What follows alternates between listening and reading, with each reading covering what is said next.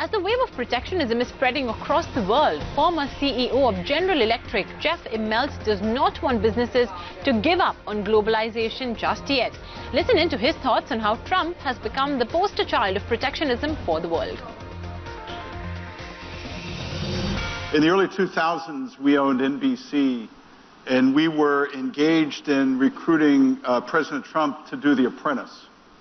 So we had been the #1 network, and in 1 year we went from #1 to #4, which I don't endorse, really. It was quite hard. So we were looking to fill the schedule, so we put The Apprentice on the air. And to kind of close the deal, I went to, I'd known him a little bit through real estate deals. I played golf at one of his golf courses. So we get to the 6th hole. It's a par 3, 190-yard par 3. He goes to the tee box and says, "Of all the billionaires in the world, I'm the best golfer." This is 2004. He gets a hole-in-one.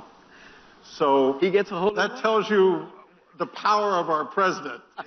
He gets a hole-in-one. I don't believe it. So, look, I think President Trump reflects the mood that had been growing in the United States over a period of time as it pertains to globalization. I don't think he's the first nationalist in the world. Having done business around the world for a long time, I think the sentiment had been growing for probably 10 or 20 years. And it had existed in Brussels, it had existed here, it had existed in China. And I just feel like he's put a finer point on kind of a more nationalistic impression that had been really happening, I would say, on a global stage for a long period of time. The fact that it comes from the United States makes it profound, right? It makes it really profound. But I don't think he's the first political leader in the world who has espoused nationalism as a philosophy. So again, I think it's, you know, for business people here, I think it's just stay flexible, don't give up on globalization, and be willing to try new things as it pertains to kind of working in the U.S. and working around the world. But I don't think over time, sometimes business people complain too much about politics. We can't control it. You know, they're the actor, we have to be the reactor. And I think it's up to us to kind of build new business models that still work on a global basis. Look, I really think it's always good to worry about things that are important.